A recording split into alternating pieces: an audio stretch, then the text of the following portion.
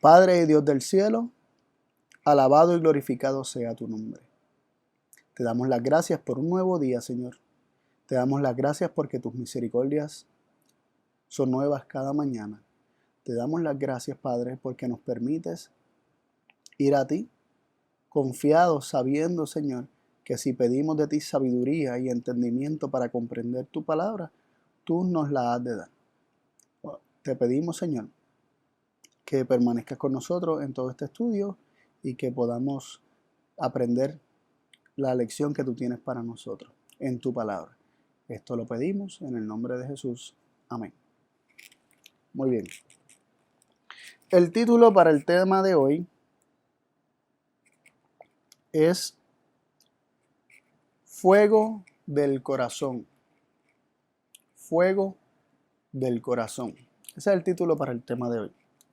Y quiero comenzar recordándoles que la semana pasada estuvimos hablando acerca del fuego consumidor, ¿verdad? Y estuvimos evaluando cómo Dios es amor y ese amor es fuego consumidor. No dos cosas opuestas que coexisten dentro de Dios, sino que el amor que es Dios es un fuego consumidor. Así mismo lo define la palabra de Dios. Estuvimos hablando un poquito acerca de su celo. Estuvimos hablando cómo ese celo, ese amor, ese fuego es una misma cosa. Es el deseo profundo de Dios salvar. Un amor profundo por Dios salvar, por rescatar. Y lo hace moverse, ¿no? Es un amor que es activo, no es pasivo, es un amor que se mueve para salvar. Y así se ha manifestado a cada uno de nosotros. Y hoy vamos a hablar no tanto ya de ese fuego consumidor o desde ese aspecto de que Dios es fuego consumidor, sino que vamos a hablar de un aspecto que la Biblia también presenta y es un fuego que proviene del interior del ser humano.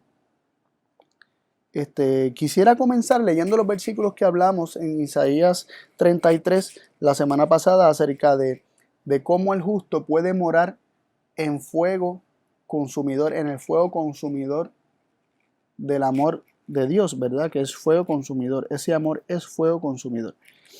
Y leímos en Isaías 33, 14 y 15 lo siguiente. Los pecadores se asombraron en Sión. Espanto sobrecogió a los hipócritas. ¿Quién de nosotros morará con el fuego consumidor? ¿Quién de nosotros habitará con las llamas eternas? El que camina en justicia, el que habla rectitud, el que aborrece la ganancia de violencias, el que sacude sus manos de recibir cohecho, el que tapa su oreja por no oír sangre, el que aprieta sus ojos por no ver cosa mala. Y estuvimos viendo cómo comienza, ¿verdad?, el versículo 14 hablando de lo que experimentan los pecadores o los malvados. Dice, los pecadores se asombraron y luego dice, espanto sobrecogió a los hipócritas. Ante la manifestación de Dios, ante Dios levantarse, manifestar su gloria, su carácter, los pecadores se espantan, se asombran. Y luego se hace esta pregunta, ¿quién de nosotros morará con el fuego consumidor? ¿Alguien puede vivir, puede morar con el fuego consumidor? ¿Quién de nosotros habitará con las llamas eternas? ¿Acaso alguien puede habitar, vivir, morar con llamas eternas o en medio de las llamas eternas, en medio del fuego? Y luego se le da la respuesta y la respuesta indica un sí. El que camina en justicia, el que habla rectitud, el que aborrece las ganancias de violencia, el que sacude sus manos de recibir cohecho, el que tapa su oreja por no oír sangre, el que aprieta sus ojos por no ver cosa mala. Ese es el que habita o mora con el fuego consumidor y habita con las llamas eternas. Ese puede estar ahí sin ser consumido, o sea, sin ser consumido su corazón, ¿no? Así que hay dos reacciones aquí. Vemos que los pecadores se esconden, pero el justo puede habitar en las llamas eternas, puede morar con el fuego consumidor. Interesante, ¿verdad? El justo mora con el fuego consumidor y en las llamas eternas, o con las llamas eternas.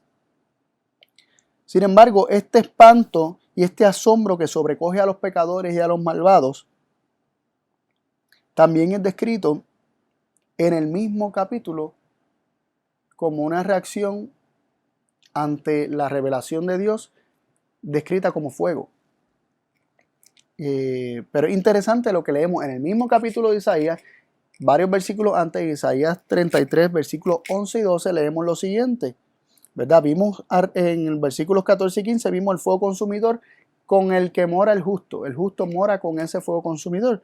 Sin embargo, vemos la reacción de los malvados en Isaías 33, 11 y 12. Dice lo siguiente: concebisteis paja y disteis a luz rastrojo. Vuestro aliento será un fuego que os consuma.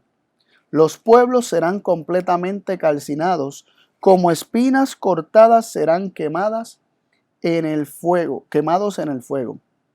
Aquí está diciendo que los malvados serán quemados en el fuego. Dice que los pueblos, estos malvados, estos pecadores que se espantan, que se asombran, serán quemados en el fuego. Sin embargo, leemos en el versículo 11 y queremos volver a hacer este énfasis, la declaración de que concebisteis paja y disteis a luz rastrojo. Y aquí se nos está presentando un principio de causa y efecto. Concebir implica recibir, implica abrazar, implica un movimiento de bilateral, ¿verdad? O podríamos decir de un punto a otro, donde una persona o algo le da algo a otra persona y esta persona lo recibe. El concebir implica ese proceso de recepción. Concebisteis paja y disteis a luz rastrojo. Cuando una persona concibe, ¿verdad? Sabemos que la concepción está hablando del proceso por el cual una persona queda embarazada. En el caso de la mujer, ¿verdad? La mujer queda embarazada al recibir algo. Al recibir algo. Y cuando se recibe, ocurre la concepción. Y luego se da a luz. Y vemos la causa de dar a luz es la concepción. La concepción es la causa y dar a luz es el efecto. Por eso dice: concebisteis paja y disteis a luz rastrojo. Recuerda el versículo de la Virgen concebirá y dará a luz un hijo. Ella primero concebirá, lo recibió de Dios, ¿verdad? Fue algo que recibió de Dios. El Espíritu de Dios la cubrió. El poder del Altísimo la cubrió. Y ¿verdad? Por un milagro, la Virgen concibió y dio a luz un hijo. Causa y efecto. Aquí se nos está presentando los principios de causa y efecto. Concebisteis paja y disteis a luz rastrojo. Y miren cómo luego dice, ¿verdad? Rastrojo se hace referencia y paja a hierba seca, a este tipo de vegetación ya seca y lista para ser quemada, ¿no? Entonces, luego de que se presenta ese principio, dice: vuestro aliento será un fuego que os consuma. Miren qué interesante es que el fuego que quema a los malvados, ¿verdad? En el versículo 12 se nos dice que serán quemados en el fuego, pero se nos dice primero en el versículo 11 que el fuego que quema o que consume a los malvados sale de dentro de ellos mismos, de su espíritu, de su aliento, sale de adentro, el aliento y el espíritu, ¿verdad? La palabra es ruaj, de hecho, que puede ser traducida como aliento, soplo, respiración, espíritu, y aquí se tradujo como vuestro aliento, será un fuego que os consuma. Su propio aliento, aquello que sale de dentro de ellos mismos, los consumirá. Sí, que es interesante que el fuego que consume a los malvados ante la revelación de Dios o ante la revelación del amor de Dios, ante la revelación de aquel que es amor y ese amor es fuego consumidor, realmente se nos dice que aquello que los consume sale de dentro de ellos mismos. Interesante, ¿no? Que dice: vuestro aliento será un fuego que os consuma. Y yo creo que es importante que nosotros enfaticemos este punto, porque este versículo no está aquí de casualidad. No lo podemos ignorar. Tenemos que tomar en consideración este versículo con todos los demás versículos que hablan de un fuego que consume a los malvados. Y pareciera que es un fuego externo, ¿no? Muchas otras ocasiones, sin embargo, este versículo está indicando que este fuego proviene de dentro de los malvados, de dentro de estos pueblos pecadores, que están asombrados y están, como leímos más arriba, espantados, asombrados y espantados ante la revelación de Dios, ¿no? Entonces, queremos leer entonces otro versículo que habla acerca de este mismo contexto para tener un segundo testigo que fortalezca lo que venimos presentando hasta ahora, que el fuego que consume a los malvados sale de dentro de ellos. Como dice, vuestro aliento será un fuego que os consuma. El fuego que consume a los malvados sale de dentro de ellos mismos, y es descrito como su aliento, ¿no? Y queremos considerar el fuego que quema a Satanás, al enemigo, al adversario. Y para esto quiero leer el libro de Ezequiel, capítulo 28, versículos del 14 al 19. Ezequiel 28, versículos del 14 al 19. Dice lo siguiente, hablando de Satanás, de Lucifer, ¿verdad? Dice, tú, querubín grande, cubierto, y yo te puse, en el santo monte de Dios estuviste, en medio de las piedras de fuego anduviste. Perfecto eras en todos tus caminos desde el día que fuiste creado, hasta que se halló en ti maldad. Con la multitud de tus maldades y con la iniquidad de tu contratación, ensuciaste tu santuario. Yo pues saqué fuego de en medio de ti, el cual te consumió, y te puse en ceniza sobre la tierra a los ojos de todos los que te miran. Todos los que te conocieron de entre los pueblos se maravillarán sobre ti. Conturbado fuiste y nunca más serás para siempre. Lo primero que queremos resaltar es que aquí se está hablando de Lucifer como en su estado previo a su caída, comienza con su estado previo a su caída, hablando o refiriéndose a él como un querubín grande y cubierto o cubridor. Y se nos dice que él moraba en el santo monte de Dios, él moraba con el fuego consumidor porque él caminaba en medio de las piedras de fuego. Sin embargo, él en este estado, antes de su caída, antes de su rebelión, estaba en el fuego, caminaba en medio de las piedras de fuego. Sin embargo, este fuego no le hacía daño. Este fuego no lo consumía antes de su caída. En medio de las piedras de fuego anduviste. Luego se nos sigue diciendo que Lucifer fue creado perfecto. Dice, perfecto era en todos tus caminos desde el día que fuiste creado hasta que se halló en ti maldad. Así que él fue creado perfecto, pero luego se halló en él maldad. Y no nos vamos a detener cómo fue este proceso, cómo fue que surgió la maldad en Lucifer. Pero sabemos que es una lección de libre albedrío.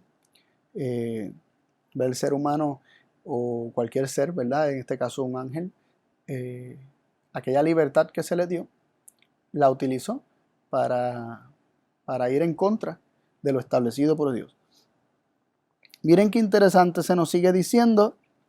Dice, con la multitud de tus maldades y con la iniquidad de tu contratación ensuciaste tu santuario. Estamos leyendo el versículo 18. Y de esta parte queremos resaltar que la maldad y la iniquidad de este ángel caído, ¿verdad? O de este ángel de luz que ya en este momento había caído, dice que con sus maldades y con su iniquidad ensució su santuario. ¿Qué significa esto? Que la maldad y la iniquidad de él ensució su santuario, su propio santuario, el santuario de Lucifer, el santuario de este querubín cubridor. ¿Qué quiere decir esto de este santuario? De que un santuario fue ensuciado con la maldad y con la iniquidad. ¿Qué es el santuario de este querubín? Leemos en 1 Corintios 6:19, ¿o ignoráis que vuestro cuerpo es templo del Espíritu Santo, el cual está en vosotros, el cual tenéis de Dios y que no sois vuestros? Aquí se nos presenta nuestro cuerpo como templo del Espíritu Santo, el Espíritu de Dios, ¿verdad? Leemos en 2 Corintios 6:16 lo siguiente, porque vosotros sois el templo del Dios viviente. Que ya habla de nosotros, nuestro ser, ¿verdad? En general, ya no solamente del cuerpo, sino que nosotros, la totalidad de nuestro ser, porque vosotros sois el templo del Dios viviente, como Dios dijo, habitaré y andaré en ellos, y seré el Dios de ellos, y ellos serán mi pueblo. Eso es 2 Corintios 6, 16. Aquí no solamente se nos presenta el cuerpo como un templo, sino que toda la totalidad de nuestro ser como un templo del Dios viviente. Leemos también, para entender un poco más acerca de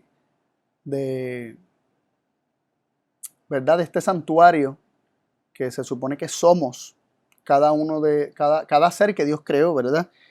Se nos dice en Mateo 12:35, hablando de un lugar interno dentro del hombre, de donde salen las buenas cosas o las malas cosas, ¿verdad? Llamándole corazón a esto, se nos dice: el hombre bueno del buen tesoro del corazón saca buenas cosas, y el hombre malo del mal tesoro saca malas cosas. Y aquí ya se está refiriendo, está hablando del corazón como ese lugar interno, ¿verdad? Ese santuario interno, ¿verdad? De nuestro ser, donde Dios quiere morar, y se nos dice que las cosas malas que salen de nosotros es porque tenemos cosas malas en el corazón, y las cosas buenas que pueden salir son porque hemos permitido que Dios ponga esas cosas buenas en nosotros. Se nos dice en Mateo 15:19, porque del corazón salen los malos pensamientos, muerte, adulterio, fornicaciones, hurtos, falsos testimonios, maledicencias. Así que cuando hablamos de estos pecados que habla, ¿verdad?, de malos pensamientos, muerte, adulterio, fornicaciones, hurtos, falsos testimonios y maledicencias, estamos hablando de pecados, de iniquidad, de maldad que se introdujo en nuestro corazón y luego se manifiestan en las acciones de nuestra vida. Así que cuando consideramos, bueno, nos falta un versículo más, lo leemos en Mateo 15:20, ¿verdad? El siguiente versículo dice: estas cosas son las que contaminan al hombre, ¿verdad? Esas cosas, los malos pensamientos, muerte, adulterio, fornicaciones, hurtos, falsos testimonios, maledicencia. Estas cosas son las que contaminan al hombre, que comer con las manos sin lavar no contamina al hombre. Así que aquí se nos está diciendo que lo que contamina al hombre, al corazón del hombre, la totalidad del ser del hombre, siendo el hombre un santuario para que Dios habite en él, pero si el hombre introduce estas cosas malas a su vida, contamina al hombre, y el hombre, siendo un santuario, se contamina el santuario, se ensucia el santuario. Y entonces cuando leemos que con la multitud de tus maldades y con la iniquidad de tu contratación ensuciaste tu santuario, tenemos que entender que Lucifer ensució su cuerpo, introdujo a su corazón, introdujo dentro de sí malos pensamientos, hurtos, mentiras, homicidios y todo este tipo de pensamientos. Y sabemos que Jesús confirmó esto cuando él dijo que Satanás es mentiroso desde el principio, ¿verdad? Padre de mentira, homicida desde el principio. Estas son las maldades y las iniquidades que él introdujo, ¿verdad? Movido por el egoísmo, que él introdujo dentro de su santuario, dentro del santuario, profanó, ensució, contaminó el santuario de su ser, introduciendo estas cosas y estando estas cosas dentro de su ser. Mira lo que se nos sigue diciendo.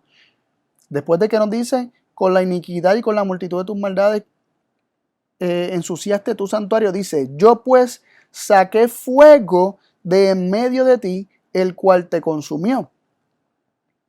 El fuego que consume a Lucifer sale de en medio de él.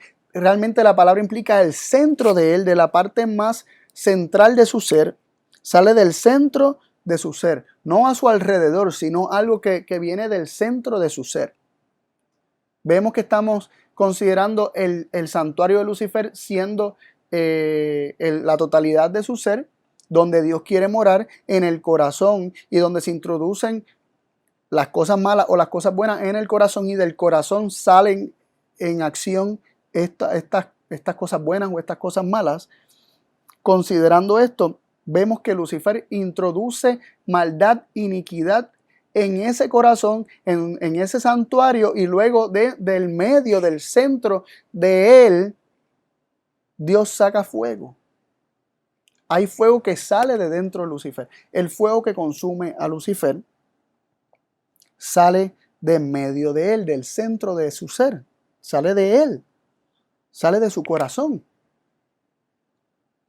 Interesante, ¿no?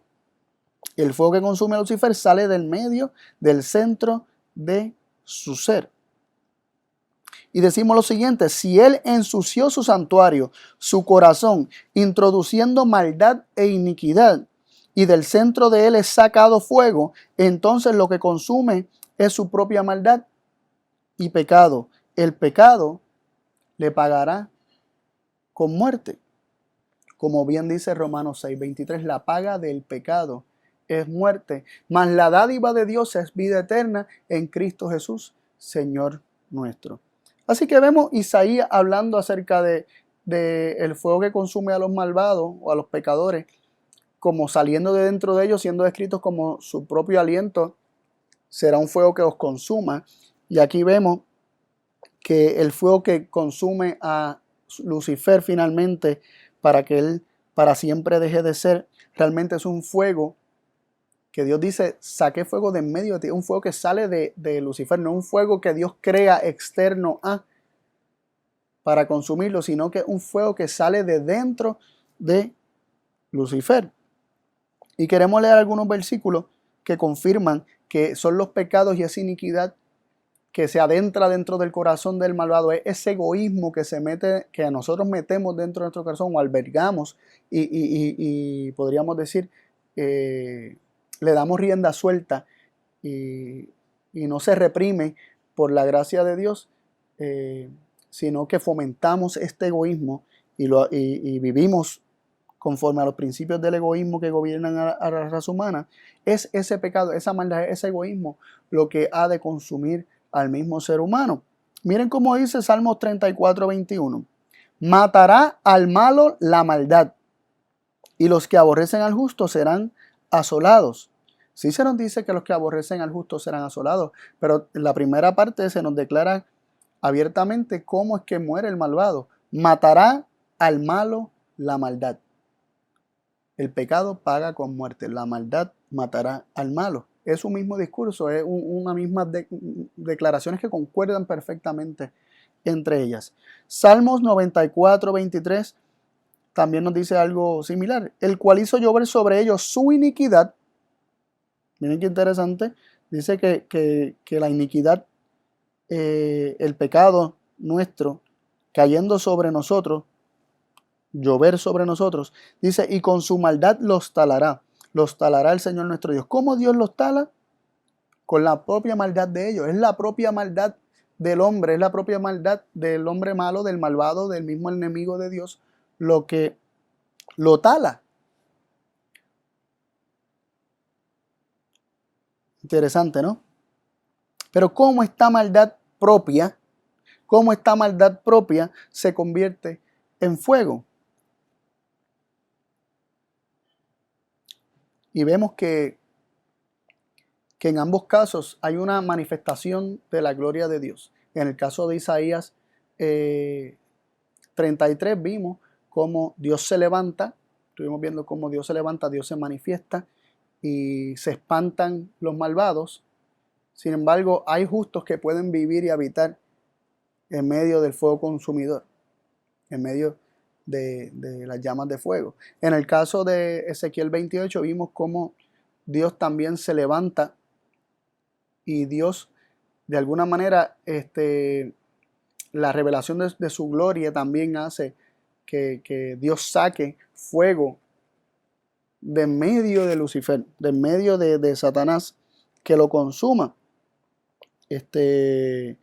Y quiero resaltar este punto antes de continuar, y es que mientras Lucifer vivía en santidad antes de su rebelión, él perfectamente vivía en medio de las llamas de fuego sin que este fuego le hiciera nada. Sin embargo, vemos que después de que ensucia su santuario, es que reacciona a esa maldad que está en medio de él, ¿verdad? Ante la revelación de Dios. ¿Cómo la maldad se convierte en fuego? ¿Cómo esa maldad que está en cada uno de nosotros ahora mismo no se ha convertido en fuego, pero eventualmente se convertirá en un fuego? ¿Qué es lo que enciende en fuego esta maldad? Y para esto queremos leer Romanos 12, versículos del 17 al 21. Romanos 12, versículos del 17 al 21. Dice así: no pagando a nadie mal por mal, procurando lo bueno no solo delante de Dios, mas aún delante de todos los hombres. Si se puede hacer cuanto es en vosotros, tened paz con todos los hombres. No defendiéndoos a vosotros mismos, amados, antes dar lugar a la ira, porque escrito está: mía es la venganza, yo pagaré, dice el Señor. Así que, si tu enemigo tuviere hambre, dale de comer; si tuviere sed, dale de beber, que haciendo esto, ascuas de fuego amontonas sobre su cabeza. No seas vencido de lo malo, mas vence con el bien el mal. Primero que queremos resaltar es que el versículo 17 nos dice: no pagando a nadie mal por mal. Cuando alguien te hace mal, no le devuelvas con mal. Esto es lo que enseñó Jesús, ¿verdad? En el Sermón del Monte, y lo enseñó también en su vida, en su ministerio, ¿verdad? Lo enseñó desde la cruz, mientras lo estaban crucificando, insultando, humillando. Jesús intercedía por los pecadores diciendo: Padre, perdónalos porque no saben lo que hacen.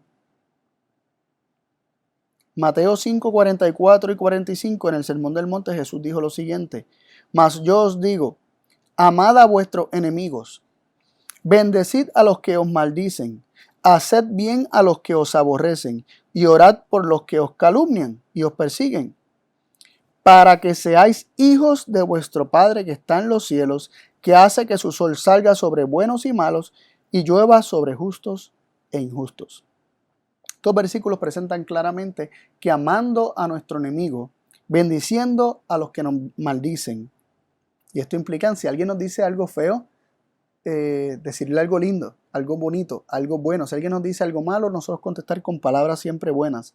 Haced bien a los que aborrecen y orar por los que nos calumnian y nos persiguen. Y dice que haciendo estas cosas, somos hijos de nuestro Padre que está en los cielos. ¿Y qué implica esto? Bueno, dice que ese Padre que está en los cielos hace que su sol salga sobre malos y buenos, y llueva sobre justos e injustos. Sí que Dios trata de igual forma a los malos como a los buenos, y de igual forma a los justos y a los injustos. ¡Wow! Ese es nuestro Padre. Y como hijos de Él, Jesús nos exhorta a actuar como Él. Dios ama a sus enemigos, amando a nuestros enemigos, bendiciendo a los que nos maldicen, haciéndole bien a los que nos aborrecen y orando por los que nos calumnian y nos persiguen. Vamos a ser como nuestro Padre que está en los cielos. De hecho, el versículo 48, Jesús termina diciendo: sed pues vosotros perfectos como vuestro Padre que está en los cielos es perfecto. Y la única forma en que podemos ser perfectos como Dios es en cuanto a lo moral, es en cuanto a carácter. La única forma en que nosotros podemos ser como Dios es en cuanto al carácter. Efesios 5:1, Pablo dijo: así que sed imitadores de Dios como hijos amados. Cuando somos hijos de Dios, imitamos a Dios, actuamos como Dios. Se nos exhorta a actuar como Dios. Así que toda exhortación del cristiano es una exhortación a ser imitador de Dios, a revelar su carácter, a actuar como Dios actúa. Y como Dios actúa, tal como Jesús lo reveló. Porque Jesús vino a revelar, a glorificar al Padre, a declararnos su nombre, su carácter, a dejarnos saber cómo es Dios, a disipar las tinieblas de la malcomprensión o de la falta de comprensión del carácter de Dios.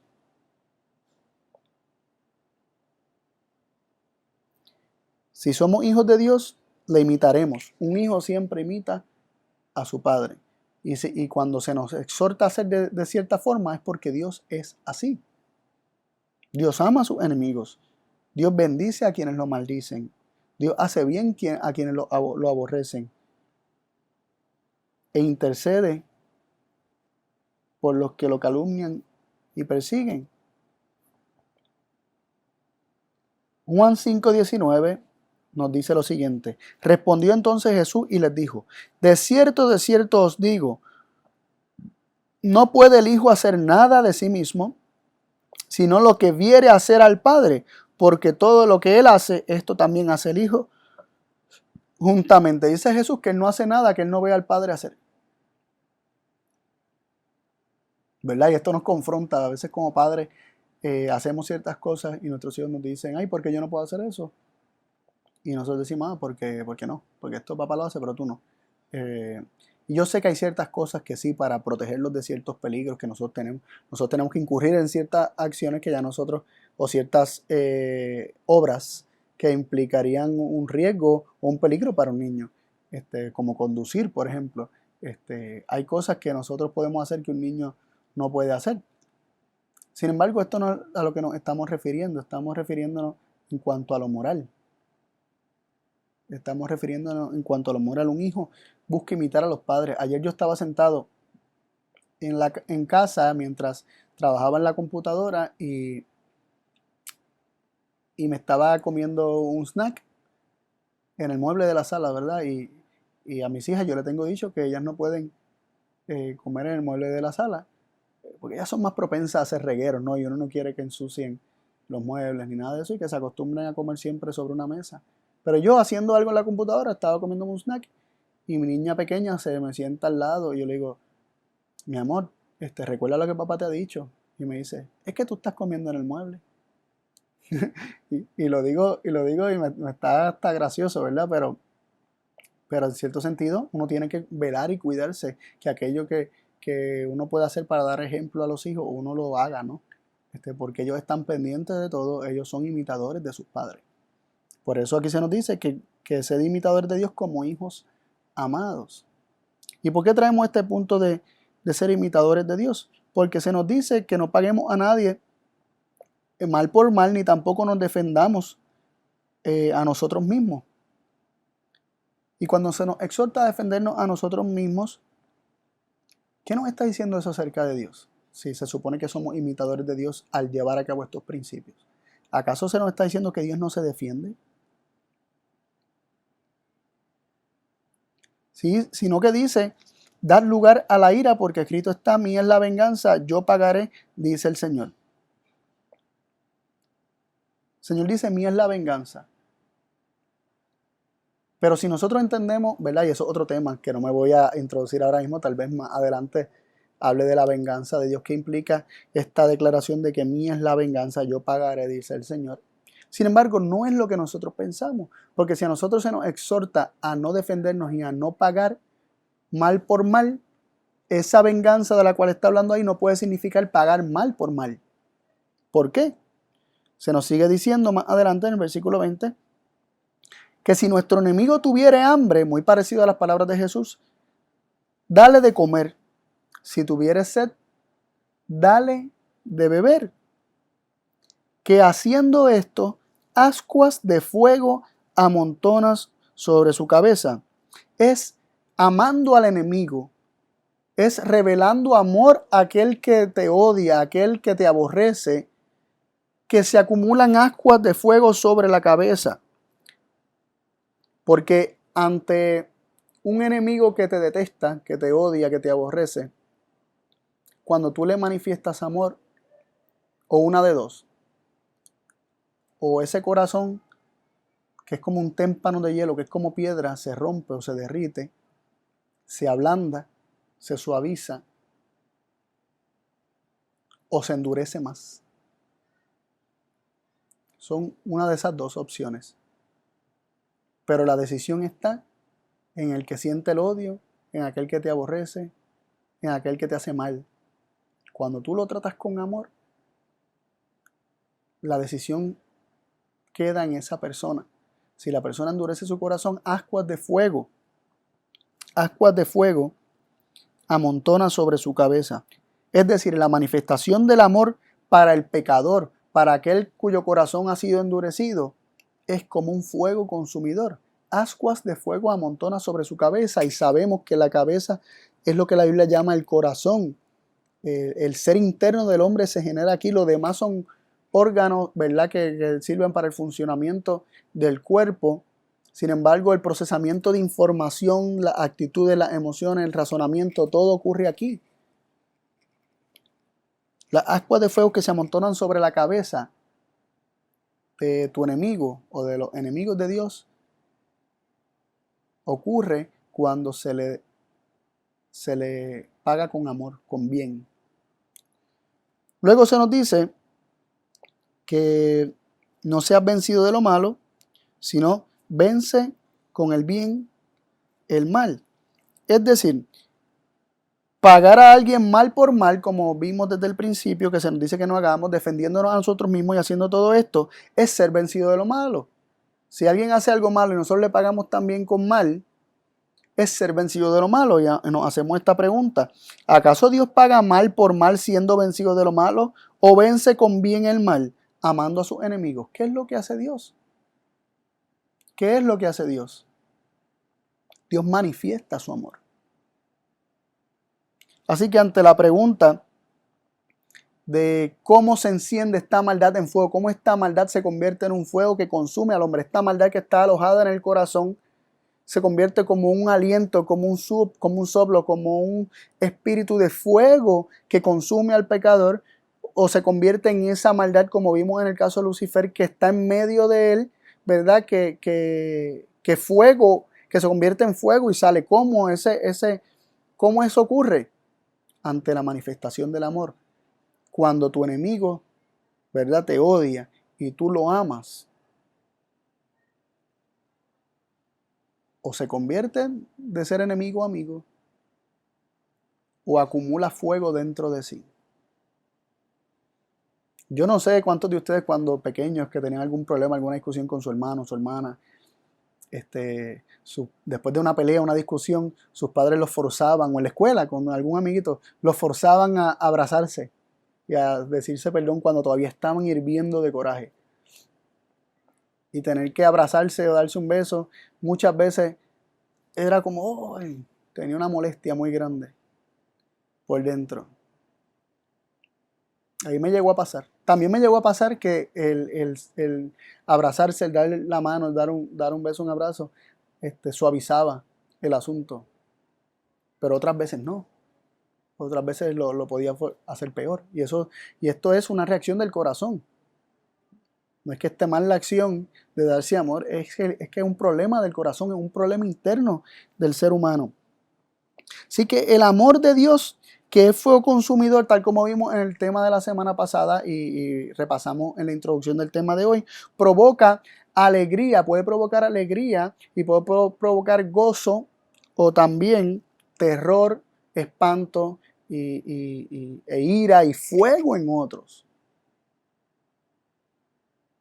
De esa manera es que Dios saca fuego de dentro de Lucifer. Allí donde está la maldad y el egoísmo, cuando Dios revela su amor, cuando Dios se revela en toda su gloria, esa maldad se convierte en un fuego que consume a Lucifer. Cuando Dios revela su carácter, su gloria, su salvación, su amor, la maldad del pecador sale como fuego que lo consume. ¿Por qué no vemos la gente que está, como decimos por ahí, harta de odio, siendo consumido? Aquí tenemos un punto muy interesante que más adelante mencionaré, ¿verdad? Pero consideremos que es porque Dios en Cristo Jesús ha cargado con esta maldad. Pero llegará el momento en que a cada cual se le permitirá cargar con su propia maldad que tanto amó, a la que se quiso abrazar y no quiso soltar. Y la maldad le hará al pecador lo que le hizo a Cristo en la cruz. Vuelvo y repito esta línea de pensamiento. El amor de Dios, que es fuego consumidor, provoca alegría en unos y terror en otros. Y para esto leemos Salmo 68 del 1 al 4. Al músico principal, Salmo de David: Dios se levantará y se dispersarán sus enemigos. Huirán de su presencia los que le aborrecen. Como se disipa el humo, así los disiparás. Como se derrite la cera ante el fuego, así perecerán los impíos delante de Dios. Pero los justos se alegrarán, se gozarán delante de Dios y saltarán de alegría. Cantad a Dios, cantad salmos a su nombre, preparad el camino al que cabalga sobre las nubes. Jehová es su nombre, alegraos delante de él. Lo primero que vemos aquí es que Dios se levantará, se revelará, y los que lo aborrecen huirán de su presencia. Hay personas que aborrecen a Dios. Y todos los que aborrecen a Dios, cuando Dios se levante, cuando Dios se manifieste, van a huir de su presencia, muy similar a cuando Adán y Eva se escondieron de Dios. Cuando Dios se acercó a ellos se escondieron. Dice que huirán de su presencia.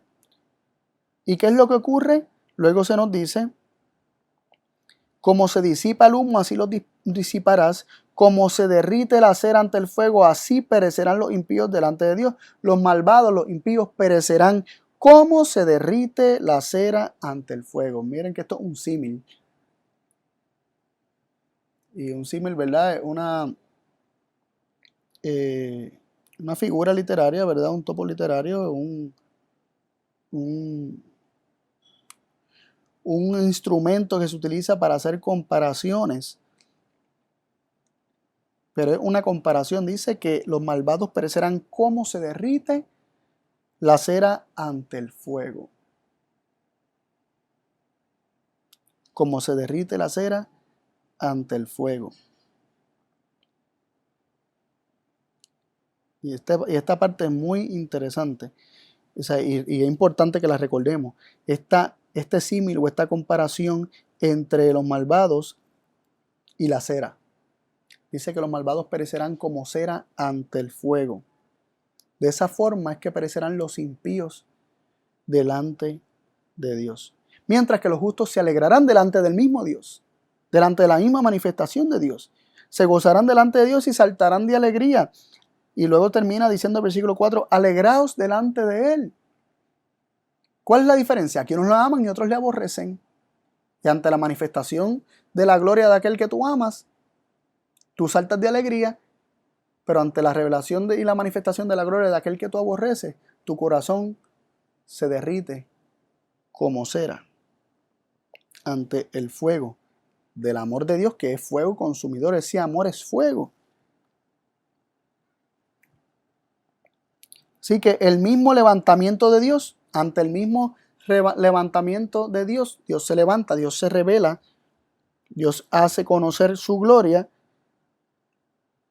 provoca en los justos alegría y en los malvados el derretirse como cera. Dios no cambia para con uno y para con otro, Él es el mismo. Él es el mismo. Es como el sol. O sea, el sol no ve de momento un área de la tierra y dice, a este lado lo voy a calentar más y voy a quemar todas sus plantas. No, el sol es el mismo. Las condiciones de la tierra, lo que tenga la tierra, reacciona ante el sol de diferentes maneras. Unos tienen agua y el sol les hace bien y no los quema. Otros carecen de esa agua y la tierra se vuelve árida, seca, se cuartea y no sirve. Pero lo que cambió no fue el sol, lo que cambió fue las condiciones de la tierra, ¿no? Las condiciones de ese suelo. Así que es bueno reflexionar en eso. Ahora, voy a hablar acerca rapidito del efecto de cargar con el pecado y cómo esto se relaciona con Cristo. ¿Por qué nosotros que hemos introducido tanto pecado en nuestro santuario, hemos contaminado, ensuciado nuestro santuario, profanado el santuario que se supone que Dios habita en él, que Dios nos dio para que Él habitara en nosotros? Cómo nosotros, a pesar de profanarlo y ensuciarlo, no somos consumidos por este fuego. Esta maldad no se vuelve fuego en medio de nosotros que nos consume. Nos dice lo siguiente en 1 de Pedro 2:24. Él mismo llevó nuestros pecados en su cuerpo sobre el madero, para que nosotros, siendo muertos a los pecados, vivamos a la justicia, por cuya herida habéis sido sanados. Aquí se nos dice que Cristo mismo llevó nuestros pecados en su cuerpo. Y yo añadiría que no solamente llevó, sino que lleva. Como nos dice Hebreos 6:6, que cada vez que pecamos exponemos nuevamente a Cristo a vituperio, a vergüenza pública, y lo crucificamos nuevamente en nuestra experiencia, ¿no? Así que Cristo carga con nuestro pecado. Nos dice en Isaías 63:9 que en toda aflicción de ellos Él fue angustiado, o en toda angustia de ellos Él fue angustiado, y el ángel de su faz los cargó, en su amor los redimió y los llevó, los trajo a cuestas, los levantó todos los días de la antigüedad. Así que aún antes de la venida de Cristo, en los días antiguos, tiempos de Isaías y antes de Isaías, ya se nos declara que en todas las angustias y en todas las aflicciones nuestras, Dios y su ángel, que es Cristo, son angustiados, y realmente Cristo nos lleva, nos carga y nos lleva a cuestas todos los días de la antigüedad. Él cargó con nuestro pecado y carga con nuestras maldades, con nuestros sufrimientos desde todos los días de la antigüedad. Así que Él mismo llevó nuestros pecados en su cuerpo. Isaías 53:5, mas Él herido fue por nuestras rebeliones, molido por nuestros pecados. El castigo de nuestra paz fue sobre Él, y por su llaga hubo cura para nosotros. No voy a explotar el significado de este versículo, pero se nos dice que lo que hirió a Cristo son nuestras rebeliones, y lo que molió a Cristo son nuestros pecados. Nuestros pecados hirieron y molieron a Cristo. Ahora, esto lo dice Isaías 700 años antes de Cristo, significando que Cristo ya era molido y herido por nuestras rebeliones, por nuestros pecados, 700 años antes de Cristo. Él cargaba con la maldad del hombre, para que la maldad del hombre no le hiciera al hombre lo que le hizo a Cristo en la cruz del Calvario como nuestro sustituto, viniendo como hombre mortal a este mundo. Describiendo la experiencia de la cruz, leemos algunos salmos mesiánicos y se nos revela lo siguiente. En Salmo 38:4 dice: porque mis iniquidades han sobrepasado mi cabeza, como carga pesada se han agravado sobre mí. Cristo, hablando por medio del salmista, está diciendo que las iniquidades que sobrepasan su cabeza o su capacidad para soportarlo son una carga pesada que se han agravado sobre él. También leemos en Salmo 40:12 lo siguiente, también un salmo mesiánico, y Cristo hablando por medio de David diciendo lo siguiente: porque me han cercado males hasta no haber cuánto. No puede contar los males. Me han nacido mis maldades. Recordemos, y me gusta hacer esta salvedad siempre, dice mis maldades porque tus maldades y las mías las hizo suyas, no porque él haya cometido alguna maldad. Me han nacido mis maldades y no puedo ver. Se han aumentado más que los cabellos de mi cabeza, y mi corazón me falla. Las maldades, las iniquidades que sobrepasan la cabeza, que son carga pesada según Salmo 38:4, se describen en Salmo 40:12 como que son más que los cabellos de la cabeza y hacen que su corazón le falle. Así que esta pesada carga hace que el corazón falle. Ya estamos hablando de un proceso que ocurre internamente a causa de la carga del pecado. Y ahora leemos en Salmo 22:14 lo siguiente: heme escurrido como agua. También Salmo 22, un salmo mesiánico. De hecho comienza: Dios mío, ¿por qué me has desamparado? Y es la experiencia de la cruz. Dice Salmo 22:14: heme escurrido como aguas, y todos mis huesos se descoyuntaron. Mi corazón fue como cera, desliéndose en medio de mis entrañas. Mi corazón fue como cera. ¿Qué es lo que le ocurre a los malvados? ¿Cómo es que perecen los malvados? Perecerán como se derrite la cera ante el fuego.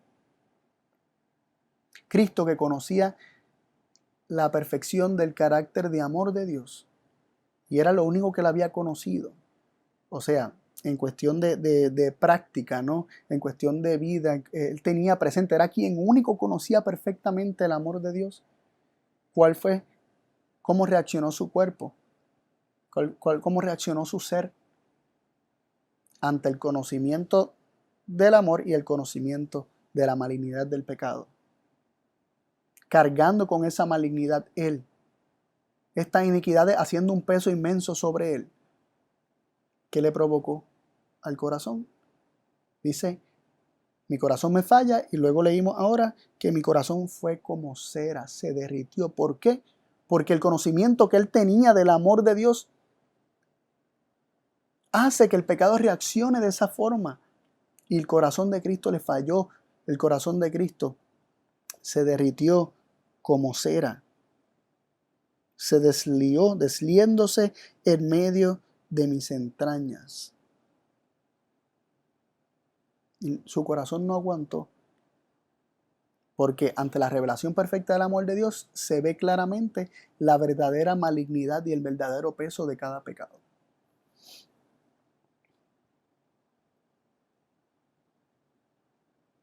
Y Cristo cargó con esto. Y ha cargado con esto para que tú y yo no tengamos que cargar con él. Pero lo hizo visiblemente hace 2000 años atrás para que tú y yo viéramos lo que el pecado hace. El pecado, manchando y ensuciando, corrompiendo el santuario, tarde o temprano va a pagar con muerte ante el verdadero conocimiento de la santidad, la hermosura del amor de Dios y el verdadero conocimiento de la malignidad del pecado. El pecado paga con muerte. Y es la revelación del carácter de amor de Dios, es la revelación de este amor que es fuego consumidor, lo que hace que el corazón reaccione de esta forma. Salmos 97, del 1 al 6 leemos: El Señor reina, regocíjese la tierra, alégrense las muchas islas, nube y oscuridad alrededor de él, justicia y juicio son el asiento de su trono. Fuego irá delante de él y abrazará en derredor sus enemigos. Sus relámpagos alumbraron el mundo, la tierra vio y se angustió. Los montes se derritieron como cera delante del Señor de toda la tierra. Los cielos denunciaron su justicia y todos los pueblos vieron su gloria. Interesante que dice, fuego irá delante de él y abrazará en derredor a sus enemigos. Y este fuego, el fuego consumidor, es el fuego de su amor. Y este fuego consumidor, que es el fuego de su amor, dice que hace que los montes se derritan como cera. Y es interesante notar el significado de los montes, por lo menos en Apocalipsis y en términos proféticos. Montes en Apocalipsis capítulo 17 se definen como reyes, aún los más grandes de este mundo. ¿Qué es lo que les ocurrirá? Se derritieron como cera, su corazón se derretirá como cera. Delante del Señor de toda la tierra. ¿Por qué? Porque los cielos anunciaron su justicia y todos los pueblos vieron su gloria.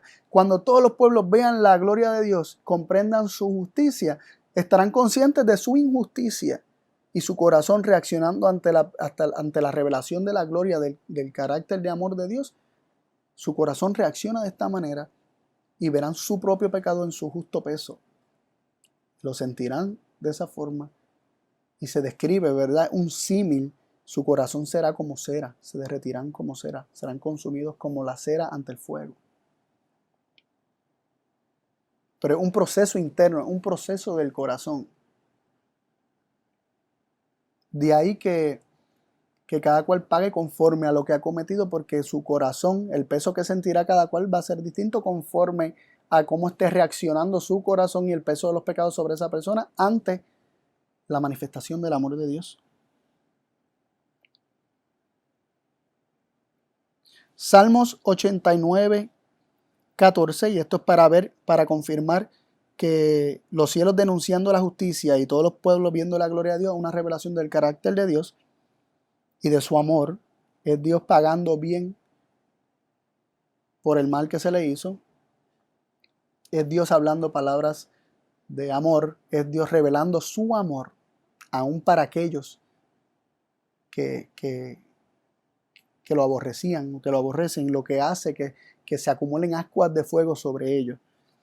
Dice Salmo 89, 14, justicia y juicio son la compostura de tu trono, misericordia y verdad van delante de tu rostro. Aquí se equipara la justicia con la misericordia. Se define de esa forma. Justicia y juicio son la compostura de tu trono, misericordia y verdad van delante de tu rostro. Se equipara justicia con misericordia y juicio con verdad, para confirmar que la justicia de Dios es su misericordia.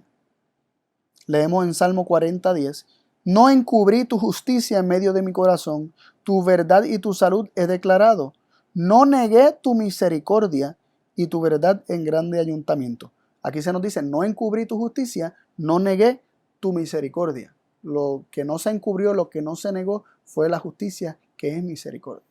De hecho, para tener un ejemplo de que esto es así, recordemos que se nos dice en el libro de Mateo que José era un hombre justo porque como dice José, como era justo, buscaba dejar a María en secreto. No quiso hacer un chisme, no quiso difamarla a María ni tirar su reputación por el suelo, porque María está embarazada sin haber estado con él, sin haber vivido con él, sin haber tenido relaciones con él. Y él buscaba dejarla en secreto porque era justo. Él estaba siendo misericordioso y se le llama que por ser misericordioso era justo. Así que la justicia de Dios es su misericordia. Así que los cielos denuncian su misericordia, lo que Dios está revelando es su misericordia. Y cuando dice que todos los pueblos vieron su gloria, ¿qué es la gloria de Dios? Cuando Moisés le dijo: muéstrame tu gloria, Dios le dijo: yo pasaré delante de ti, haré pasar delante de ti todo mi bien delante de tu rostro. Y dice: y tendré misericordia del que tendré misericordia. La gloria de Dios consiste en su misericordia, en su carácter de amor. Y luego Jehová, cuando realmente pasa delante de él, proclamó: Jehová, Jehová, Dios compasivo y clemente, lento para la ira y grande en misericordia y verdad. Dios declaró su carácter y esta es la gloria de Dios. Así que cuando leemos que los cielos denunciaron su justicia y todos los pueblos vieron su gloria, y esto hace que los montes se derriten delante del Señor como cera, y este es el fuego que va delante de él, es que el mensaje, la declaración, la revelación de la misericordia, de la justicia, de la gloria de Dios, de su amor que fue consumidor, acumula ascuas en el corazón o sobre las cabezas de aquellos que son enemigos de Dios y que lo han detestado y aborrecido por tanto tiempo. Y han rechazado ese amor y esa misericordia por tanto tiempo. Es la revelación de su amor lo que provoca esto en el hombre. La revelación del carácter misericordioso de amor de Dios es lo que hará que los corazones pecaminosos de sus adversarios, tanto de los hombres como del enemigo, de Satanás, se derritan como cera y experimenten algo similar a lo que Cristo experimentó en la cruz, que lo hizo para que ellos no tuvieran, para que ninguno de nosotros tuviéramos que hacerlo, tuviéramos que pasar por esa experiencia, para que nosotros supiéramos que el pecado realmente paga con muerte. Pero es nuestra elección si hacemos ese intercambio de entregarle a Dios todo nuestro pecado, abandonarlo y dejar que viva Cristo en nosotros. Cristo está a la puerta y llama. Él quiere morar en nosotros. Él quiere limpiar todo nuestro ser. Él quiere sacar todo eso que ha ensuciado el santuario de nuestro ser, para que esa maldad y esa iniquidad no nos consuma. Es por amor, no es por capricho, es por amor.